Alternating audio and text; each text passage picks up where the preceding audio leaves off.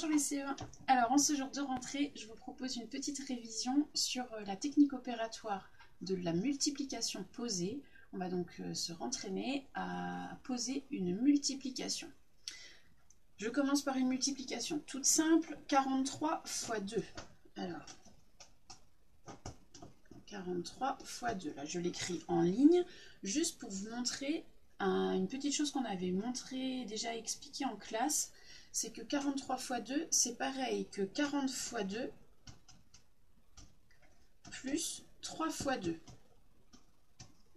D'accord? Je peux d'abord multiplier 40 par 2 et ensuite 3 par 2. Eh bien, finalement, c'est ce qu'on fait quand on pose cette opération.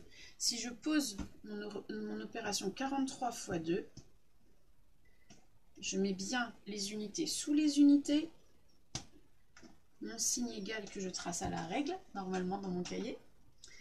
Alors, je vais commencer par multiplier 2 par 3.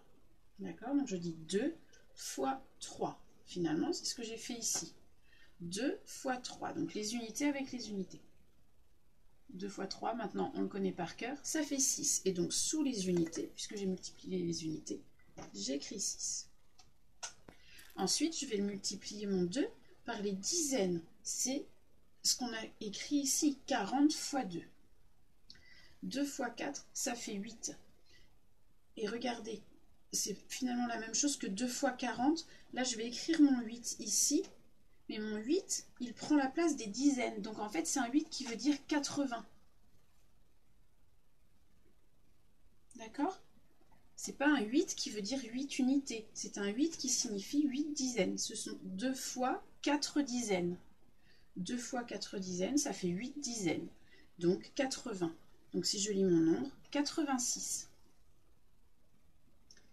On va refaire la même chose avec une autre opération.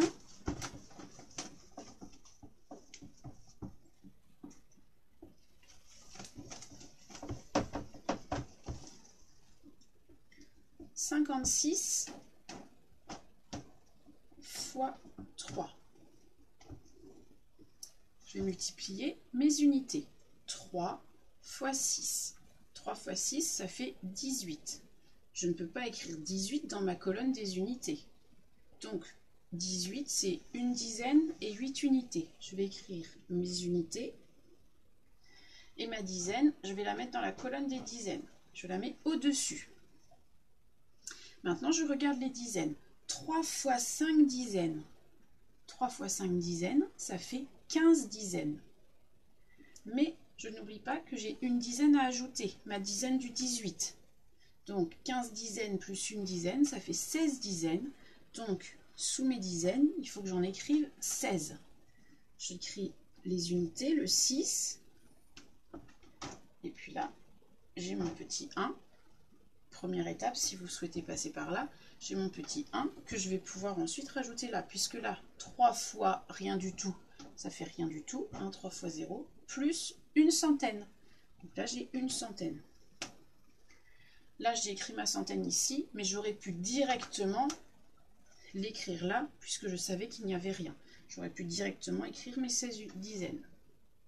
En tout cas, 56 fois 3, ça fait 168. 16 dizaines et 8 unités.